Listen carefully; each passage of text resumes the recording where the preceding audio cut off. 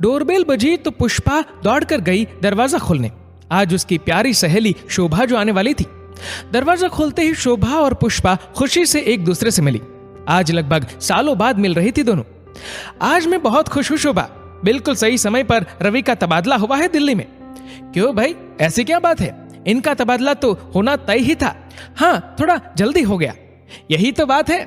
जानती है, 2 महीने बाद शिवम की शादी है। सच? मुबारक हो पुष्पा, ये तो बड़ी खुशी की बात है। फोटो दिखा बहू की, जॉब करती होगी। कहाँ की है? अरे अरे बैठ, सब बताती हूँ। वो भी दिल्ली की है और अच्छी नौकरी भी करती है। देख फोटो।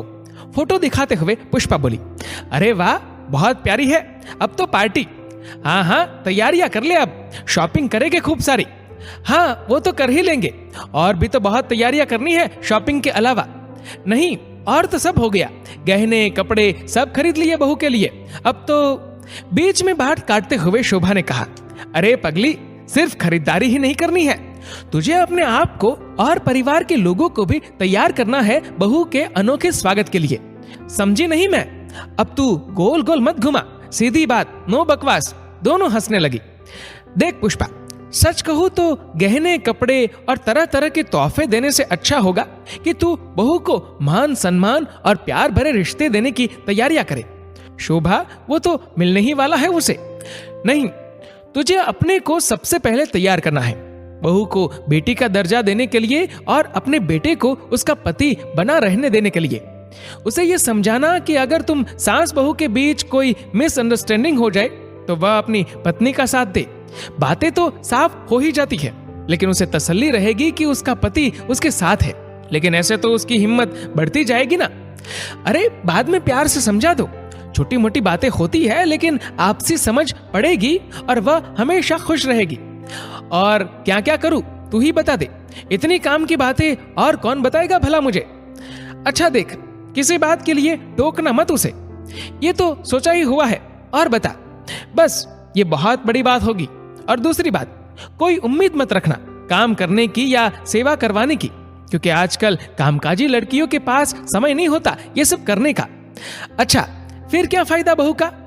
अरे फायदा थोड़ी उठाना है, चाहिए तो काम करने के लिए बाई रख ले, पर बहू को बहू ही रहने देना प्लीज। बात तो सही है।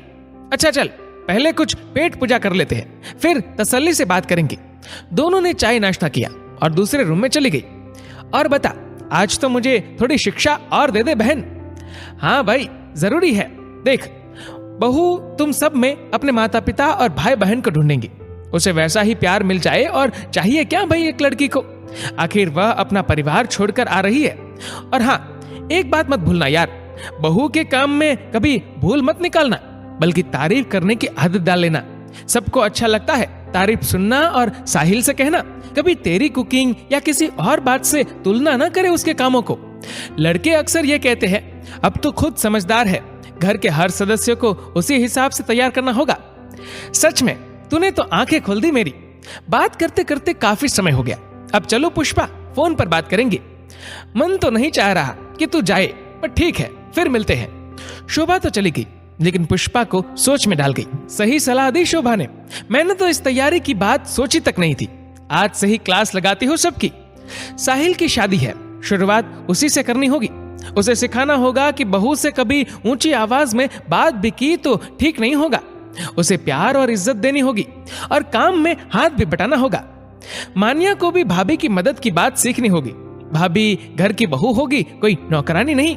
और हाँ, मान्या बराबर की है, मिलकर रहे और साथ घूमे फिरे भी, काम भी करे।